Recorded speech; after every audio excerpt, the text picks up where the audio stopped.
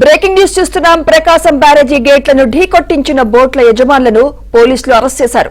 A1 Ushadri, A2 Rammohan ను arrest చేశారు. వారిని విజయవాడ కోర్టులో హాజరుపరిచారు. దీంతో 14 రోజులు రిమాండ్ విధించింది కోర్టు. అనంతరం వారిద్దరిని విజయవాడ సబ్ జైలుకు తరలించారు.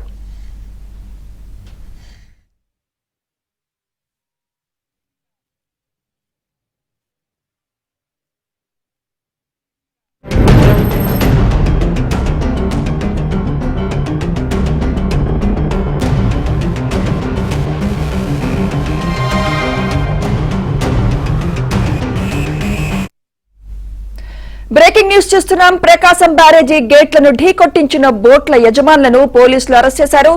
A1 ఉషాద్రి, A2 రామ్మోహన్ ను అరెస్ట్ చేశారు. వారిని విజయవాడ కోర్టులో హాజరుపరిచారు. దీంతో 14 రోజులు రిమాండ్ విధించింది కోర్టు. అనంతరం వారిద్దరిని విజయవాడ సబ్ జైలుకి తరలించారు. ఇదే అంశంపై మరింత సమాచారం మా ఏపీ బ్యూరో చీఫ్ రామారావు అందిస్తారు. రామారావు. సుమిత్ర, ప్రకాశం బ్యారేజీని బోట్లతో ఢీకొట్టిన ఘటనలో నిందితులు ఇరువురిని కూడా పోలీసులు అరెస్ట్ చేసి ఈ రోజు మధ్యాహ్నం కోర్టులో హాజరుపరిచారు. వీరిపై మొత్తం 3 కేసులు నమోదయ్యాయి. 3 బోట్లు కూడా ప్రకాశం బ్యారేజ్ లో ఉన్న 3 కౌంటర్ వెయిట్లను ఢీకొట్టడం, ఆ కౌంటర్ వెయిట్లు ధ్వంసం అయ్యాయి.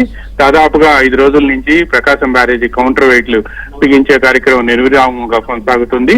అయితే ఈ కౌంటర్ వెయిట్లను ఢీకొట్టడం, 3 పడవలు కూడా కలిపి ఢీకొట్టిన సంఘటన వెనుక కుట్ర ఉంది అని చెప్పి ఇది నేరపూరిత కుట్ర అని కూడా పోలీసులు నిర్ధారణకు వచ్చారు. దీంతో వీళ్ళు ముగ్గురిపై కూడా 120B సెక్షన్ ని యాడ్ చేస్తూ ఈ రోజు మధ్యాహ్నం కోర్టులో మెమో ఫైల్ చేశారు. అంతకు ముందు సింపుల్ సెక్షన్లు పెట్టినప్పటికీ కూడా ఇవన్నీ కూడా 7 సంవత్సరాల లోపు శిక్ష పడే సెక్షన్లు కావడంతో 120Bని కూడా దీంట్లో యాడ్ చేసి మెమో పడేశారు. వాద ప్రతివాదనలు విన్న అనంతరం న్యాయమూర్తి వీళ్ళని 14 రోజులు రిమాండ్ విధించింది. వీరిని విజయవాడ జిల్లా జైలుకు తరలించారు. అయితే ఈ కేసులో మరికొందరు కూడా, అంటే వీళ్ళిద్దరిని కూడా ఇంట్రాగేట్ చేసినప్పటికీ వాళ్ళు ఎటు నోరు మెదపలేదని, వాళ్ళు తాము అలా చేయలేదు అని అవి వేసిన లంగర్ తెగి వచ్చి వాటిని ప్రకాశం బ్యారేజ్ గేట్లను ఢీకొట్టాయని చెప్పారు. దీంతో వీళ్ళని పోలీసులు కస్టడీ కూడా తీసుకునేందుకు రేపు పిటిషన్ వేసే అవకాశం ఉంది అని చెప్పి మనకు సమాచారం అందింది.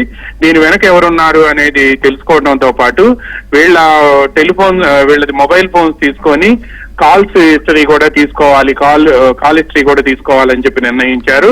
ఈ మొత్తం వ్యవహారంలో దీని వెనక ఎవరో సూత్రధారులు ఉన్నారు, వాళ్ళ సంగతి తేల్చాలి అని చెప్పి ప్రభుత్వం భావిస్తుంది. ఈ రోజు మధ్యాహ్నం మంత్రి నిమ్మల రామానాయుడు కూడా దీని వెనుక ఉన్న కుట్రను కూడా తేలుస్తామని చెప్పి ఇప్పటికే స్పష్టం చేశారు. సుమిత్ర.